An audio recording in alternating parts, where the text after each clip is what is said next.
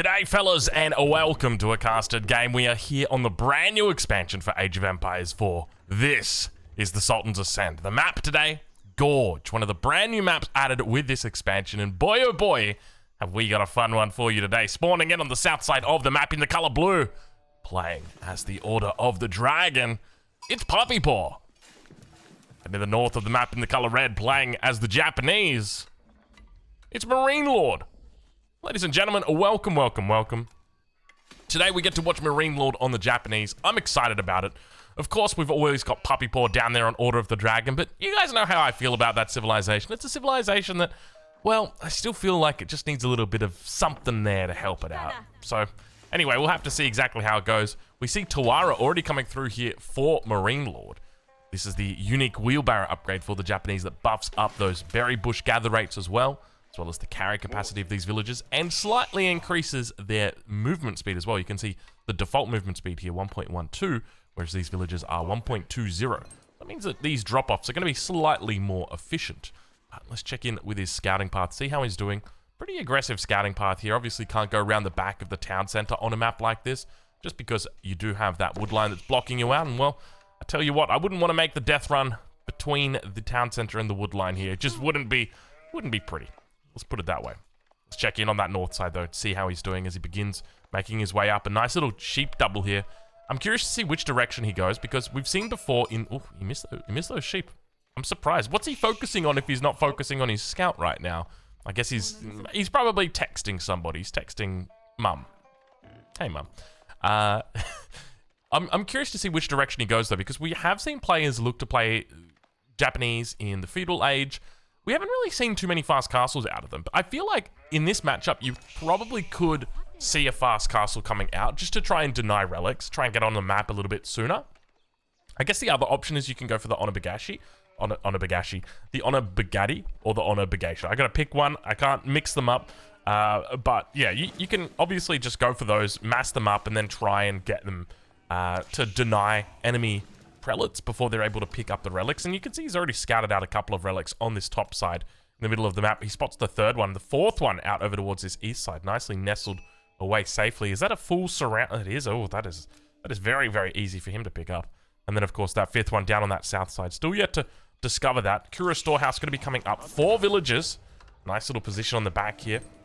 I'm curious whether he's going to be looking for that second TC, but I would suspect he's not going to be, just judging by the fact he hasn't gone for the early stone build. You guys will recall seeing that. It's definitely a build order that if you're looking for that early second TC, prioritizing the stone early on is a great way to focus it, get it down nice and quick. But let's check in with Puppy Paw as the mine work is going to be coming up here. No real surprise here. This landmark is a landmark, we'll say that much. It's about all you've got when it comes to options for this civilization for its Dark Age landmark. Realistically, the Arkan Chapel's just kind of non-existent. It's, sure, you can build it, but I wouldn't recommend it.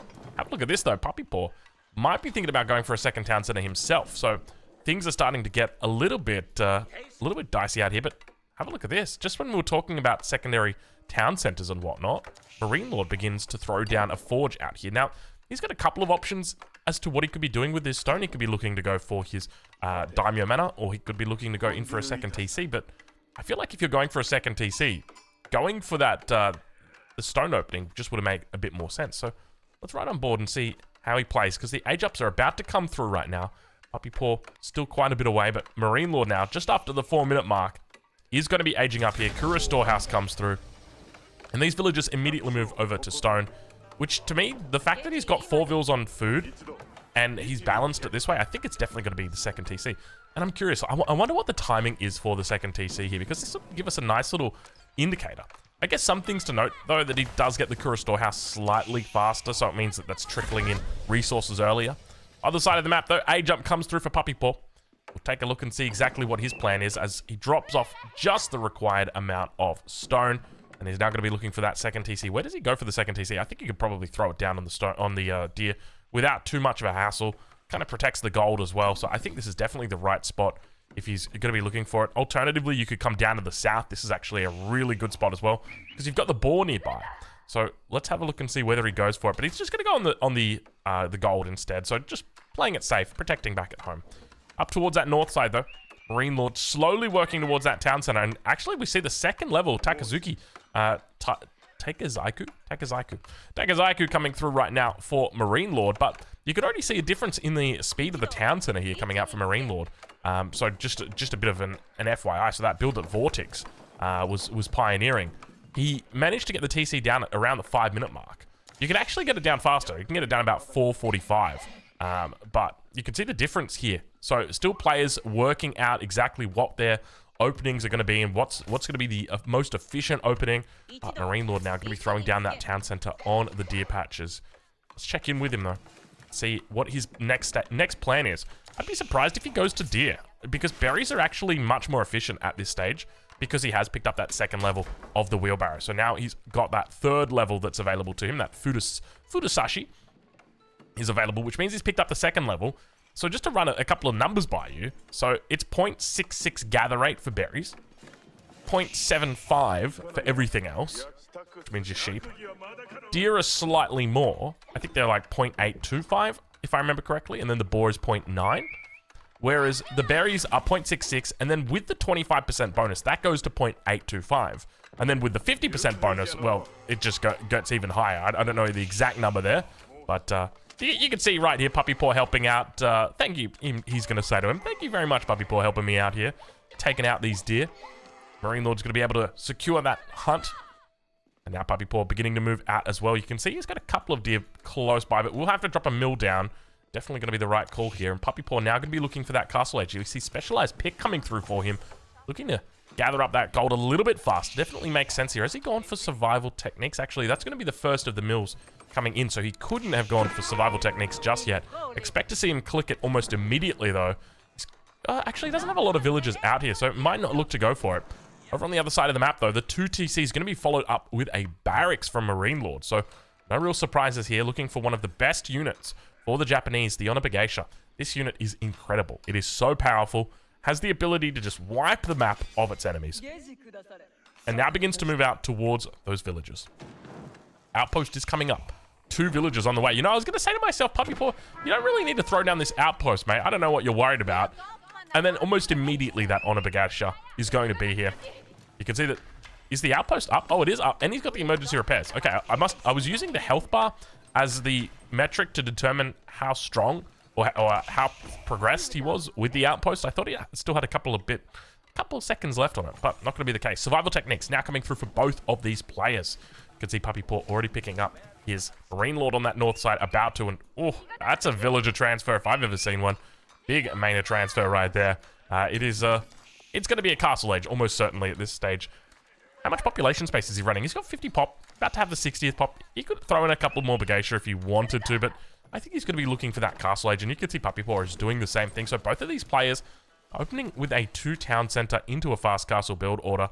The question is going to be, which direction does Marine Lord go when he opts for castle age? Because I think for Puppy Paw, look, you can play into the whole, you know, Burgrave, and it definitely makes sense if you're going for the 2 TCs, but I think there's definitely a world where Regnitz could make sense here. He's got plenty of relics out on the map that are close by, at least 3, and I'm confident he could contest the 4th one as well pretty easily.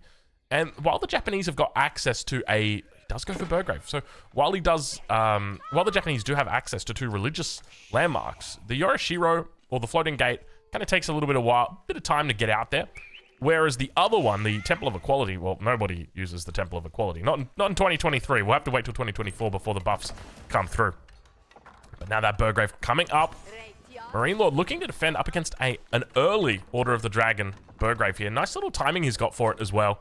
Going to be around the 9-minute 20 mark. Floating Gate now being dropped for Marine Lord over on that side of the base. I'm curious to see which direction he goes. With the age up now coming through, he's going to have access to the Men-at-Arms. Let's have a look and see where he goes. You can see how cheap these units are for Puppy Paw. Looks like it's going to be Men-at-Arms, followed up with Gilded Men-at-Arms. Did you say, are all of the technologies there, are the techs cheaper? No, they're not. The techs are the same price. They're just slightly faster to research.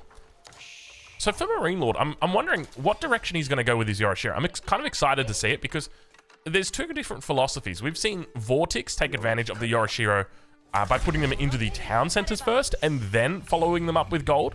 Where does Marine Lord go with this? Let's have a look and see. He's going to be throwing it into the archery range. And we see, oh, in the back, he's got the Onimusha ready to go. I love it. I love it. This is actually really smart. Very, very nice positioning here by MarineLord as well. Keeping this in the back of the base.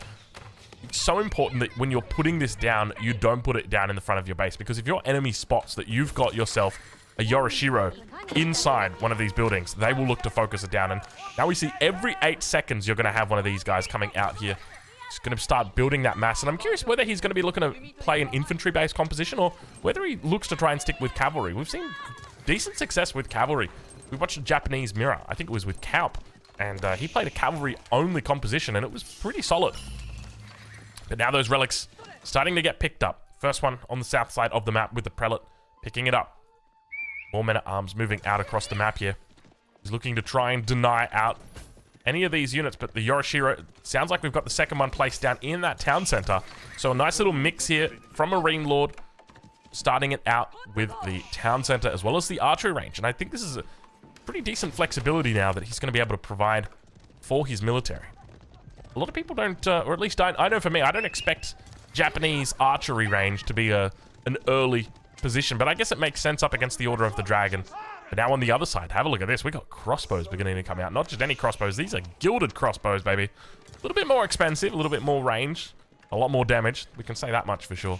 But now MarineLord, the numbers start to move.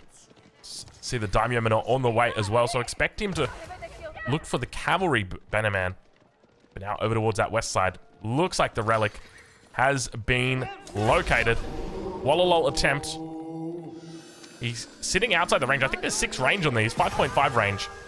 And the prelate, unfortunately, loses its life. Onabageisha, once again, going to be tracking down more and more prelates. You can see that MarineLord's already picked up 2 relics. Actually, has he picked up 2 relics? Why does it say that he's got 2 relics on the way right now? I don't see... I see 2 relics on them. Yeah, okay, apparently he has. I don't know where they are. There they are. There they are. Oof, okay, fair enough. Shinto Shrine down. I think we missed that one. And now the Onimusha looking to eternally kite the melee units of Papipo. And I tell you what, if ever you're looking for a bit of a skill difference between the Conqueror level and the Conqueror 3+++ level, it's this right here. It's their ability to micro and multitask, making sure that these units will never go down.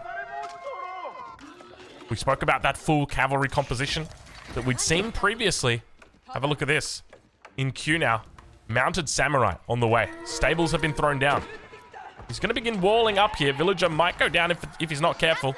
Indeed, it does. Onimusha just roaming across the map. There's plenty of vills down here. They're on the wrong side of history. Fortunately, the gate's going to allow them to pass onto the right side of history. 11 vills down here as well. Mounted samurai, number 1 is out. There's that stable that we were looking for. Expect to see that Yorishiro, the next Yorishiro that comes through. It's not too long, 38 seconds. Expected to be placed into one of these stables, almost certainly. The alternative is that he goes into the town center, but I feel like going into the stable just gives you that added production. And these numbers are starting to look really good for MarineLord. You can see how quickly he's able to build up. I love this opening. This is looking really good. I tell you what, Japanese Castle Age, man, this civilization is just... I love it. I love the design of this civ. It just feels so good. Upgrades starting to come through. Shinto Priest going to pick up that 3rd relic. Keep in mind, MarineLord's got 4 relics in the bag right now. This is kind of impressive, and it makes me relieved to know that Papipo didn't go for the Regnitz Cathedral. Otherwise, he'd just be a really unhappy camper. So he's going to get decent value out of the Burgrave, as long as he's making units. That's the key. And the problem is, playing up against a composition like this, the only unit you can really get away with making is the Spearman and Landsknecht. Otherwise, you're just going to have yourself a bit of a tough time. The problem is, he's not making either of them. He's only got men-at-arms, and he's up against 100% Onimusha together with those mounted samurai. Speaking of samurai, looks like MarineLord's going to start adding in more and more at this point. Archer number's going to start to build here. That's going to be what he needs to deal with the Onimusha at range. We'll still struggle against those mounted samurai, though. Looks like one Onimusha making it through onto the back. Just looking to try and be annoying, to be pesky. And now we start to see those upgrades on the way. Finally. Great to see Dragon Scale Leather is on the way through here. Definitely a really solid upgrade that players just unfortunately neglect. We have seen it before. Men-at-arms now going to be coming down towards this south side, looking to try and clean up the Onimusha. How good is the micro? That's going to be the question. Looks like the micro is going to be pretty decent here, but unfortunately the Onimusha will go down. The Gilded Archer just taking out everything. And back towards that front. MarineLord immediately turns back once that outpost no longer has that emergency repairs. We see the Odachi upgrade also coming through here. He's looking to max out those samurai. Not going to be playing 100% infantry today. We can see him rallying samurai into the middle of the map here. The numbers continue to grow for MarineLord. He's up to 79 villagers at the moment. Where did that Yorishiro go? Let's see if we can find it, if we can spot it. It's not here. Did he put it on a barracks maybe? Oh, it's on the forge. There you go. There's that little marker. So that means he's going to be picking up that passive gold in this game. Let's compare the economies at the moment. It's looking like about 2k, 3.5k up against 1.8, 2.5k. 3.5k versus 2.5k. That's kind of wild considering both of these guys did 2 TCs. And see, that's the part I don't get about Order of the Dragon, right? Is when the devs are testing this, one of the metrics that they use is resources gathered at 10 minutes. And you can see right now, like, with the income distribution between these two players, there is no way they are gathering the same amount of resources at all. And MarineLord was slower on the second TC than his opponent. So I wonder what the difference is between these two civilizations when it comes to that metric that the devs are using, because for me, the Order of the Dragon, it just feels so weak, man. It just feels so difficult. You know, Puppy Paw is going to be fighting an uphill battle here. He's going to start moving out with the prelates. Keep in mind, the prelates aren't actually gilded. These are just good old-fashioned prelates. Everything else is pretty damn well gilded, though. Archers now beginning to move forward. Remember that the gilded archers have got a very strong attack speed, slightly longer range as well. And now, MarineLord walling up the edges of the map. Wants to make sure that none of those sneaky raids are going to get by. Next Yorishiro almost due in. We can see about 60 seconds away before it's through. And look at the production. This is just so typically Japanese production. Whenever I'm playing the Japanese, I feel like I've never got enough barracks. And you're just seeing it right here. Bannerman's going to come out. It's going to be careful. Might get picked off. Archers trying their best. They are heavy melee infantry. And now we're going to head into the cinematic mode as it's down. It's time to get down to business, baby. Oh, yeah. Whistling arrow. Going to pop off. Nice little position he's got on the backside. Samurai moving forward. Remember, they've got that Odachi bonus, which is going to increase the damage they've got against melee units. Archers still trying their best to pick off the range units at the back. He's going to have to continue kiting away, but the lack of crossbows here is going to hurt him. Fighting up against these heavy melee units. Mangonel comes out. Oh, my lord, the timing on that Mangonel. It could have been disastrous, but fortunately, he manages to skeet out of there by the skin of his teeth. Whoa, that was close. And now, running away from the enemy army, like all good Order of the Dragon players do. You can see him still trying to focus. It looks like we're watching him play as the English. He's trying to just... big mango shot. The English player is just trying to ignore the men-at-arms on the front, or rather, you're watching an archer player against the English, just ignoring the men-at-arms at the front, just trying to focus down all the ranged units on the back.